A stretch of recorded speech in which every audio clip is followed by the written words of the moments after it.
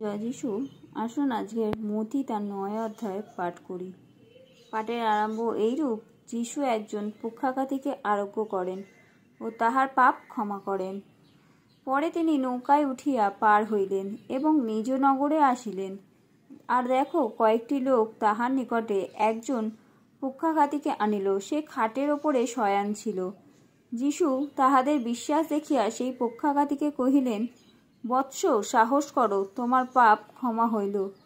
আর দেখো, কয়েকজন অধ্যাপক মনে মনে কহিল, এই ব্যক্তি ঈশ্বর নিন্দা করিতেছে। তখন যিশু তাহাদের চিন্তা বুঝিয়া কহিলেন, তোমরা কেন মনে মনে কুচিন্তা করিতেছ? কারণ কোনটা সহজ, তোমার পাপ ক্ষমা হইল বলা, না তুমি উঠিয়া বেড়াও বলা? কিন্তু পৃথিবীতে পাপ ক্ষমা করিতে মনুষ্যপুত্রের ক্ষমতা আছে, ইহা যেন তোমরা জানিতে পারো। এই জন্য তিনি সেই পক্ষাঘাতীকে বলিলেন, ওঠো, তোমার শয্যা তুলিয়া লও এবং তোমার ঘরে চলিয়া যাও। তখন সে উঠিয়া আপন গৃহে চলিয়া গেল। তাহা দেখিয়া লোকসমূহ ভীত হইল, আর ঈশ্বর মনুষ্যকে এমন ক্ষমতা দিয়েছেন বলিয়া তাহার গৌরব করিল। মথির আহ্বান তৎসম্বন্ধে যিশুর শিক্ষা। আর সে স্থান হইতে যাইতে যাইতে যিশু দেখিলেন, মথি নামক এক ব্যক্তি করগ্রহণ স্থানে বসিয়া আছেন। তিনি তাহাকে কহিলেন, আমার পশ্চাৎ আইস। তাহাতে সে উঠিয়া তাহার পশ্চাৎ গমন করিল।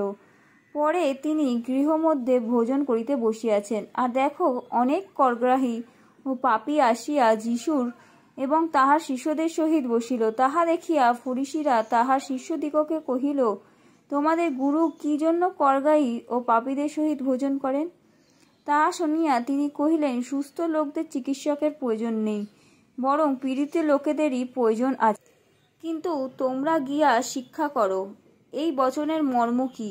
আমি দয়াই চাই, বলিদান নয়। কেননা আমি ধার্মিকদিগকে নয়, কিন্তু পাপীদিগকে ডাকিতে আসিয়াছি। তখন যোহনের শিষ্যগণ তাহার নিকটে আসিয়া কহিল, ফরিসীরা ও আমরা অনেকবার উপবাস করি, কিন্তু আমার শিষ্যগণ উপবাস করে না, ইহার কারণ কি? যিশু তাহাদিগকে কহিলেন, বর সঙ্গে থাকিতে কি বাসর ঘরের লোকে বিলাপ করিতে পারে? কিন্তু এমন সময় আসিবে, যখন তাহাদের নিকট হইতে বর নিত হইবেন, তখন তাহারা উপবাস করিবে। পুরাতন বস্ত্রে কেউ কোরা কাপড়ের তালি দেয় না, কেননা তাহার তালিতে বস্ত্র ছিঁড়িয়া যায় এবং আরও মন্দ ছিদ্র হয়। আর লোকে পুরাতন কুপায় নতুন দ্রাক্ষারস রাখে না, রাখিলে কুপাগুলি ফাটিয়া যায়, তাহাতে দ্রাক্ষারস পড়িয়া যায়, কুপাগুলিও নষ্ট হয়। কিন্তু লোকে নতুন কুপাতেই টাটকা দ্রাক্ষারস রাখে, তাহাতে উভয়ের রক্ষা হয়। যিশু এক রুগ্ন স্ত্রীলোককে সুস্থ করেন ও একটি মৃত বালিকাকে জীবন দেন। তিনি তাহাদিগকে এই সকল কথা বলিতেছেন। আর দেখো, একজন অধ্যক্ষ আসিয়া তাহাকে প্রণাম করিয়া কহিলেন, আমার কন্যাটি এতক্ষণ মরিয়া গিয়াছে, কিন্তু আপনি আসিয়া তাহার উপরে হস্তার্পণ করুন, তাহাতে সে বাঁচিবে। তখন যিশু উঠিয়া তাহার পশ্চাৎ গমন করিলেন, তাহার শিষ্যগণও চলিলেন। আর দেখো, 12 বৎসর অবধি প্রদর রোগগ্রস্ত একটি স্ত্রীলোক তাহার পশ্চাৎদিগকে আসিয়া তাহার বস্ত্রের থোপ স্পর্শ করিল, কারণ সে মনে মনে বলিতেছিল, উহাই বস্ত্রমাত্র স্পর্শ করিতে পারিলেই আমি সুস্থ হইব।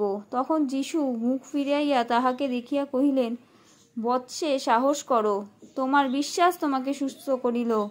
সেই দণ্ড অবধি স্ত্রীলোকটি সুস্থ হইল। পরে যিশু সেই অধ্যক্ষের বাটিতে আসিয়া যখন দেখিলেন বংশীবাদকগণ রহিয়াছে ও লোকেরা কোলাহল করিতেছে, তখন বলিলেন, সরিয়া যাও, কন্যাটি তো মরে নাই, ঘুমিয়া রহিয়াছে। তখন তাহারা তাহাকে উপহাস করিল। কিন্তু লোকদিগকে বাহির করিয়া দেওয়া হইলে তিনি ভিতরে গিয়া কন্যাটির হাত ধরিলেন, তাহাতে সে উঠিল, আর সেই জনরব সেই দেশময় ব্যাপিল। যিশু 2 জন অন্ধকে ও একজন গোগাকে সুস্থ করেন। পরে যিশু সেখান হইতে প্রস্থান করিলে 2 জন অন্ধ তাহার পশ্চাৎ পশ্চাৎ চলিল। তাহারা চেঁচাইয়া বলিতে লাগিল, হে দাউদ সন্তান, আমাদের প্রতি দয়া করুন। তিনি গৃহমধ্যে প্রবেশ করিলে পর সেই অন্ধেরা তাহার নিকটে আসিল। তখন যিশু তাহাদিগকে কহিলেন, তোমরা কি বিশ্বাস করো যে আমি ইহা করিতে পারি? তাহারা তাহাকে বলিল, হ্যাঁ প্রভু।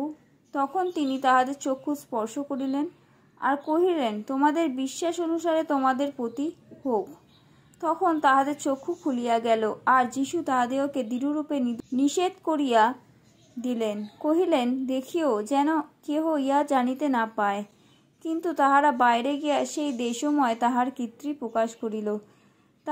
তাহারা বাইরে যাইতেছে, আর দেখো, লোকেরা এক ভূতগ্রস্ত গোগাকে তাহার নিকটে আনিল। ভূত ছাড়ানো হইলে সেই গোগা কথা কহিতে লাগিল। তখন লোক সকল আশ্চর্য জ্ঞান করিয়া কহিল, ইসরায়েলের মধ্যে এমন কখনো দেখা যায়নি। কিন্তু ফরিসীরা বলিতে লাগিল, ভূতগণের অধিপতি দ্বারা সে ভূত ছাড়ায়। যীশু 12 জন শিষ্যকে প্রেরিত পদে নিযুক্ত করেন। আর যীশু সমস্ত নগরে ও গ্রামে ভ্রমণ করিতে লাগিলেন। তিনি লোকেদের সমাজগৃহে উপদেশ দিলেন ও রাজ্যের সুসমাচার প্রচার করিলেন এবং সর্বপ্রকার রোগ ও সর্বপ্রকার ব্যাধি আরোগ্য করিলেন। কিন্তু বিস্তর লোক দেখিয়া তিনি তাহাদের প্রতি করুণাবিষ্ট হইলেন, কেননা তাহারা ব্যাকুল ও ছিন্নভিন্ন ছিল, যেন পালকবিহীন মেষপাল। তখন তিনি আপন শিষ্যদিগকে কহিলেন, শস্য প্রচুর বটে, কিন্তু কার্যকারী লোক অল্প। অতএব শস্যক্ষেত্রে স্বামীর নিকটে প্রার্থনা করো, যেন তিনি নিজ শস্যক্ষেত্রে কার্যকারী লোক পাঠাইয়া দেন। আমেন।